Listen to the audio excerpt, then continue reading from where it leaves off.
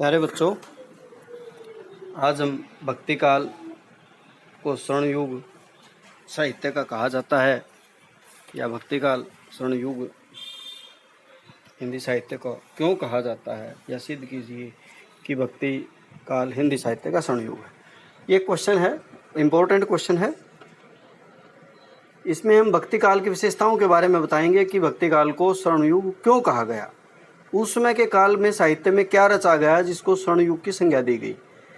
दूसरे कालों से तुलना करेंगे ताकि हमें ये पता लगे कि भी दूसरे कालों की बजाय भक्ति काल के अंदर किस प्रकार के समृद्ध काव्य की रचना हुई।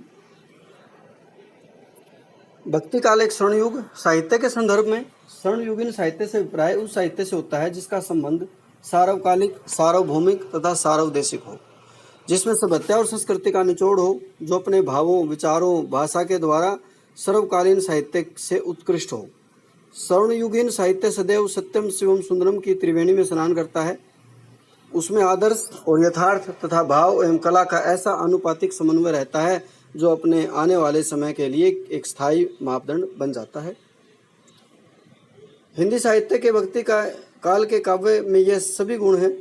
सभी साहित्य लेखक और विद्वान निर्विवाद रूप से इस काल को हिंदी साहित्य का स्वर्ण युग मानते हैं। श्याम सुंदर दास का कथन है कि जिस युग में कबीर, जायसी, सूर, तुलसी जैसे सुप्रसिद्ध कवि और महात्माओं की दिव्य वाणी उनके अंतःकरण से निकलकर देश के कोने कोने में फैली थी, उसे साहित्य के इतिहास में सामान्यतः भक्ति युग कहते हैं। निश्चय ही यह हिंदी साहित्य का स्वर्ण युग था।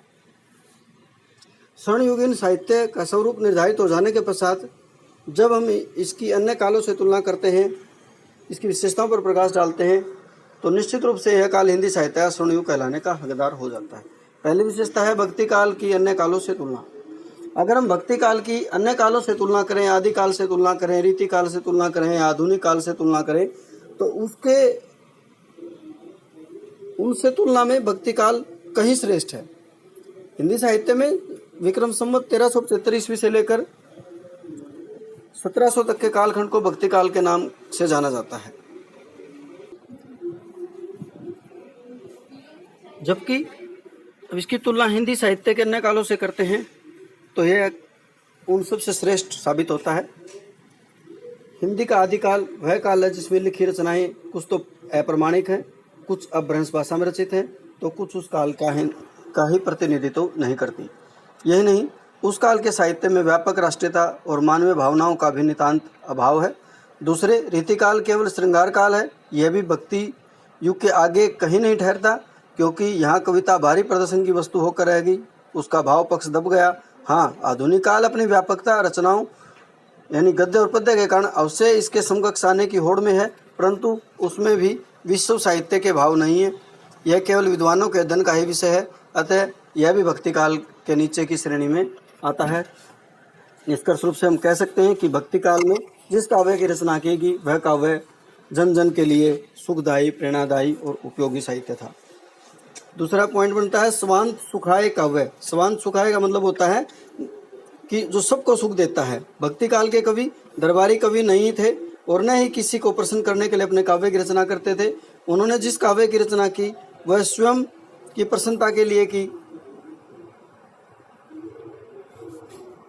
परंतु उनका यह काव्य लोक मंगल और लोक प्रसन्नता का पर्याय बन गया, जिसने समाज को आनंद और उल्लास प्रदान किया। अगला पॉइंट बनता है भारतीय संस्कृति का काव्य। भक्तिकालीन काव्य भारतीय संस्कृति का सुंदर चित्र प्रस्तुत करता है। इसमें धर्म, दर्शन, संस्कृति, सभ्यता, सगुण, निर्गुण, भक्ति, ज्ञान, कर्म, योग, उपासना, आध्यात्मिकता के भाव चित्र समाहित हैं। भक्तिकालीन साहित्य तत्कालीन जनता का उन्नायक, प्रेरक एवं उद्धरता है तथा भारतीय संस्कृति और आदर्श का उपदेष्टा है, जो आज भी हिंदू जनजीवन के लिए प्रातः स्मरणीय है। कहने का भाव यह है कि जो भक्ति काव्य है, भक्ति काल है, उसमें भारतीय संस्कृति का बड़ा उनमें दिखाया गया है, भारतीय संस्कृति की विशेषताओं को दिखाया गया है। आज के परिप्रेक्ष्य में भी इन सभी बातों का बहुत बड़ा महत्व है। अगला पॉइंट बनता है समन्वय की भावना। समन्वय की प्रवृत्ति भक्ति काल की प्रमुख विशेषता रही है। इस युग में निर्गुण उपासक संत यदि हिंदू मुसलमानों में भावात्मक एकता पैदा करके राष्ट्रीय समस्या का समाधान खोज रहे थे, तो सूफी कवि विभिन्न भारतीय धर्म साधनाओं की अवधारणाओं को ग्रहण करके भारतीय जनता को उदारतापूर्वक अपनाते हुए आत्म प्रसार के लिए व्यापक समन्वय के मार्ग को अपना रहे थे।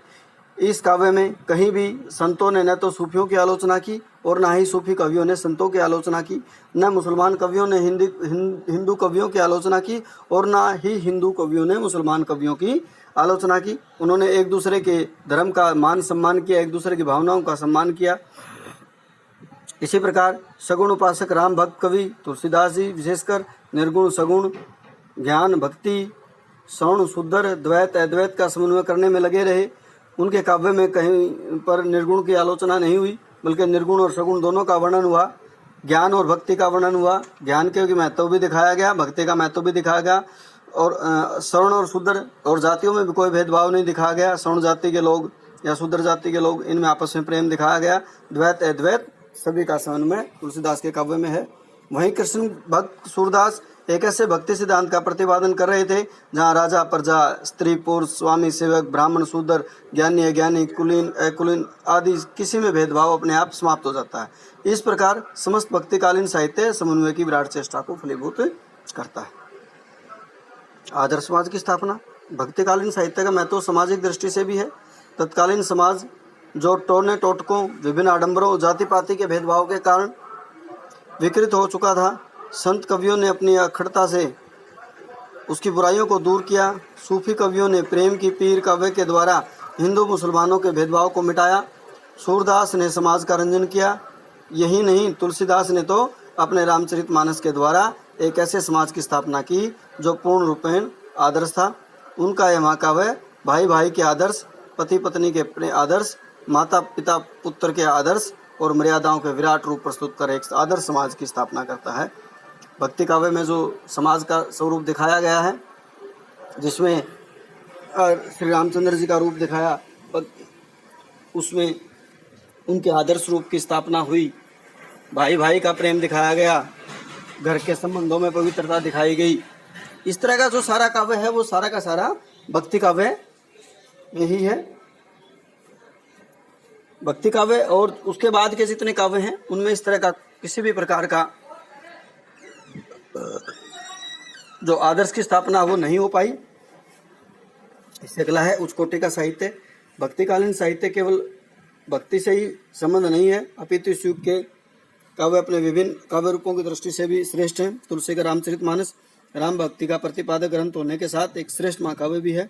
सूरदास का सूरसागर वल्लभाचार्य द्वारा बताए गए पुष्टि मार्ग की महिमाओं का निबंध करने के साथ एक श्रेष्ठ गीति काव्य भी है।